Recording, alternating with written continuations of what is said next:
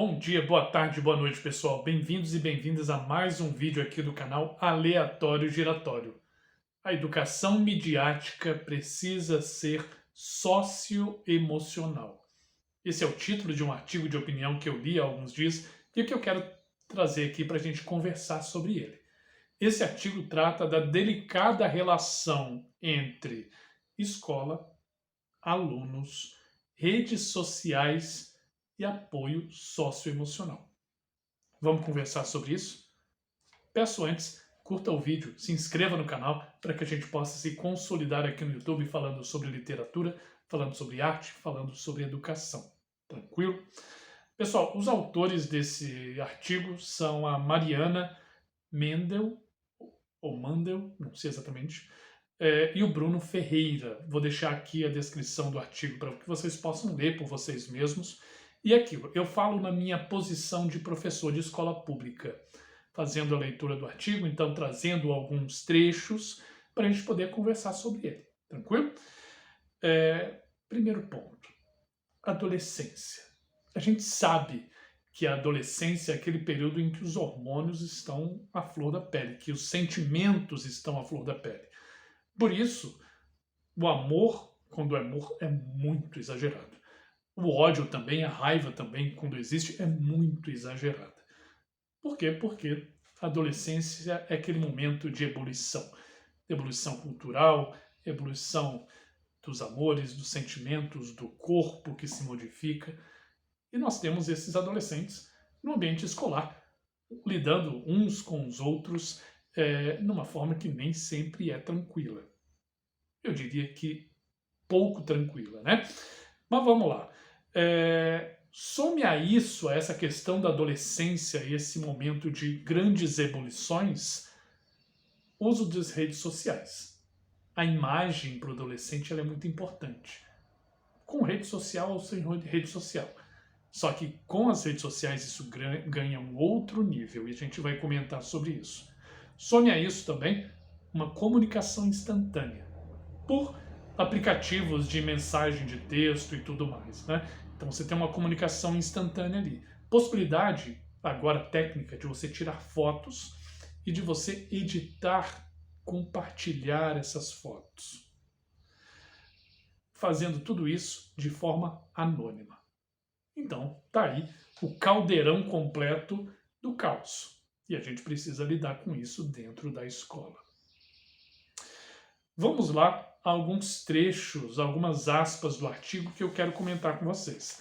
As primeiras aspas são: mais da metade dos professores e professoras do Brasil já teve de dar algum tipo de suporte a estudantes que vivenciaram situações sensíveis relacionadas ao uso de tecnologia e redes sociais. De acordo com a nova pesquisa TIC Educação 2022, a taxa atual chegou a 61%, um aumento de 12 pontos percentuais em relação ao ano anterior. Então aqui está dizendo que o nível de professores que precisaram dar algum apoio para crianças e adolescentes em relação a problemas relacionados com redes sociais, com tecnologia de comunicação, foi de 61%. Um número que aumentou 12 pontos percentuais de um ano para outro. Essas são as primeiras aspas aqui que eu trago sobre esse artigo. E o que eu quero dizer é que esse apoio socioemocional relacionado às tecnologias da informação é diário. Todo dia a gente tem que lidar com isso no ambiente escolar. Isso é uma prática corriqueira cotidiana. Antes existiam tretas? Com certeza. A escola sempre aconteceu conflitos e, em parte, eles fazem parte da educação. Claro, quando isso não vai para um nível de violência. Mas confusões e treta, e disse que me disse, isso sempre existiu, só que isso estava onde? Nos corredores. Os corredores da escola, naquele espaço circunscrito. Agora não.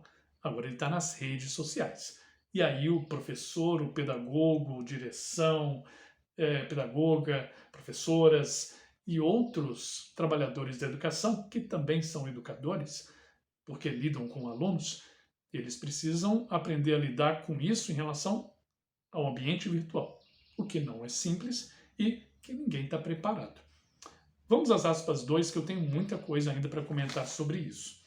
Segundo as aspas, dizem o seguinte: o dado, esse dado que eu falei anteriormente, se refere a docentes que atuam no ensino fundamental e médio, ou seja, né, final da infância e adolescência.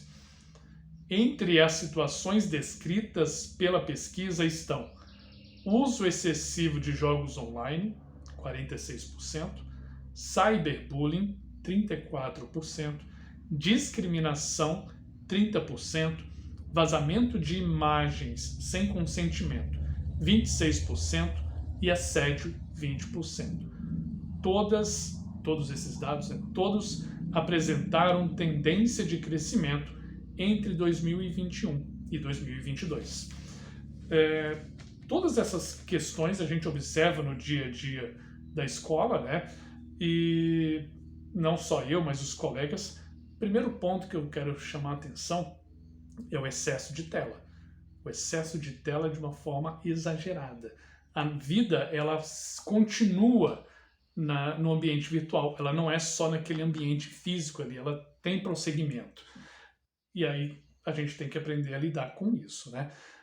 Sobre os outros pontos que foram falados aqui, como cyberbullying, discriminação, vazamento de imagens sem consentimento e assédio, eu vou chamar isso de agressão, né? E as agressões, obviamente, elas sempre existiram no nosso país. No nosso país, em termos sociais, ele tem bastante problemas, né, problemas bem complexos. Só que agora, como eu falei, ele está não só no ambiente físico, mas no ambiente virtual. Antes, você estava ali sofrendo aquela violência que tem que ser combatida sempre, obviamente, mas num espaço físico, específico, sei lá, a escola, a família, na rua, sei lá, um ambiente específico. Agora está em todo lugar, porque aquela violência ela não está só num lugar, ela está em todos os lugares. E a gente tem que olhar para todos os lugares. Ela está no celular que você traz no bolso, na mão ou na mochila. O outro ponto que é os jogos online. Jogos também, a gente sempre jogou, né? O jogo faz parte do cotidiano nosso há muito, muito tempo. Só que hoje é muito mais fácil você acessar. Hoje você tem uma diversidade muito grande de jogos. Hoje você tem a facilidade de jogar online com amigos, compartilhando espaços de amigos. Isso é muito legal. Isso é divertido? Sim. O problema... Wagner, você vai falar contra os jogos? De forma alguma. Jogos, eu acho que eles são positivos. O problema é sempre o excesso. E o excesso de jogos, ele está no ambiente escolar? Sim. Muitos momentos que você está dando aula, o aluno, a gente sabe, ele está jogando. E aí a atenção dele vai para todas as coisas, menos para o que está sendo trabalhado ali naquele momento. E o que eu quero chamar a atenção é o excesso de telas, que atrapalha a visão, atrapalha a concentração em outras coisas, e você acaba vivenciando um mundo virtual e não um mundo real. Temos aí alguns problemas, então, nesse sentido. A terceiras aspas aqui que eu quero comentar com vocês. As aspas aqui do artigo. Por isso, situações como essas, de assédio e outras formas de violência simbólica ou física que acontecem nas mídias sociais podem ser pontos de partida importantes para balizar a necessária reflexão junto a crianças e adolescentes sobre a relação entre emoções e o uso impulsivo dos recursos digitais para ofender, debochar e destilar ódio. Tá, vamos lá, né?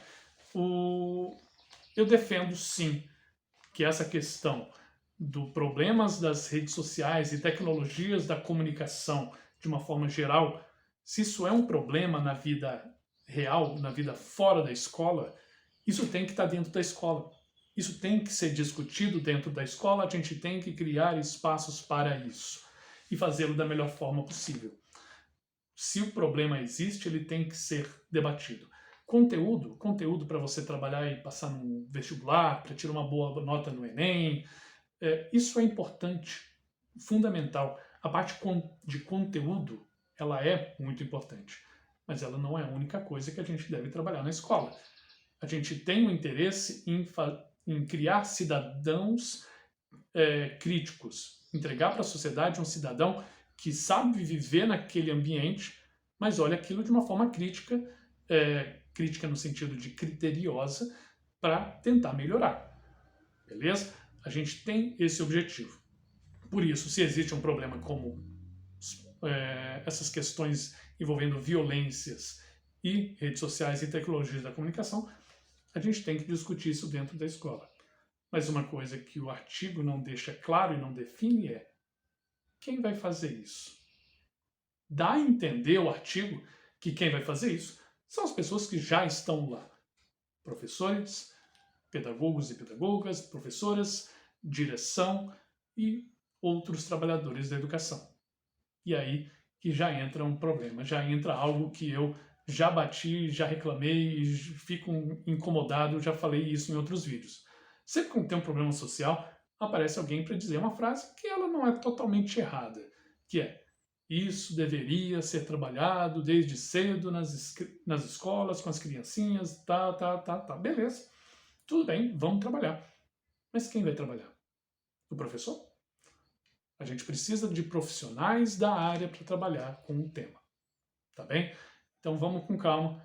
Eu quero ainda ler umas outras aspas aqui para a gente poder falar mais amplamente sobre esse assunto.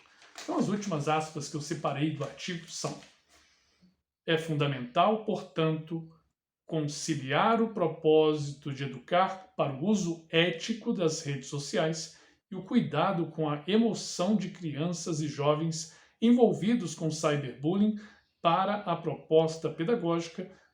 que a proposta pedagógica resulte em estudantes não apenas mais críticos e éticos, mas, sobretudo, empáticos e acolhedores, dentro e fora da internet. Precisamos? Precisamos. Precisamos transformar esse cidadão crítico em um cidadão crítico, ético dentro do ambiente da internet, mas fora também, sem dúvida. Mas agora vamos para como fazer isso. Um professor de geografia não vai ser a pessoa mais adequada para trabalhar a parte socioemocional dos alunos, embora a gente já faça isso. Um professor de química não vai ser a pessoa mais adequada para ensinar sobre o bom uso das tecnologias da informação, comunicação e por aí vai, redes sociais e ambiente. Não. A gente tem profissionais mais especializados para isso. Por isso eu vou defender, de novo, as escolas deveriam ter em seu quadro permanente psicólogos. É o primeiro ponto. Psicólogos. Profissionais que lidam com a parte intelectual, mental, de sentimentos, de emoções. E digo mais, psicólogos não apenas para alunos, embora seja fundamental, mas também para os trabalhadores da educação. No quadro permanente da escola, dando esse suporte, dando esse apoio e tendo esse acompanhamento. Para a gente criar cidadãos éticos, a gente precisa ter profissionais que trabalhem isso de uma forma adequada. Por isso, eu indico os psicólogos. Segundo ponto, e as tecnologias da informação, da comunicação, quem seria o melhor profissional? Certamente não é um professor de português. Sem chance. Os alunos, eles estão muito mais avançados nesse ponto aí de redes sociais, de tecnologia da informação, do que eu e de outros colegas meus. Eu trabalhei uma vez em um colégio que tinha uma matéria chamada Educomunicação. A junção de educação com comunicação. Era uma matéria em que se trabalhava justamente esse boa utilização de redes de comunicação.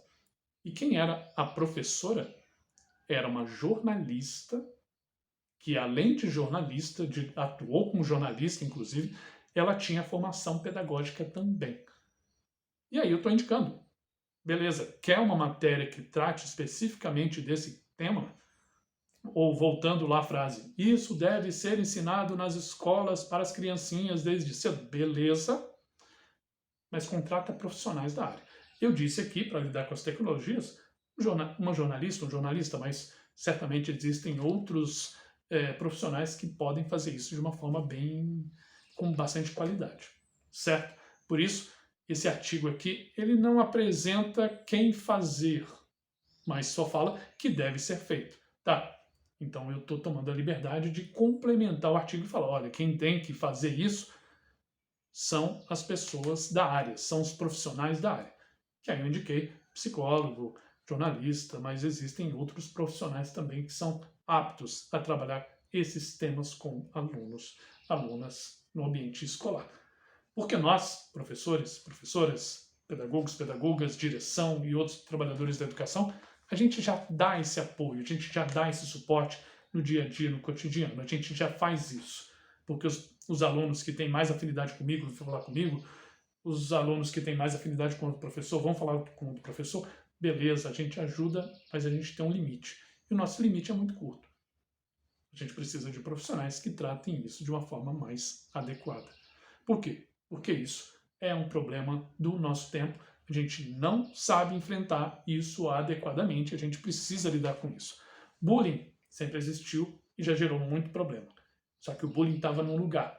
Agora a gente tem o cyberbullying, que está em todos os lugares.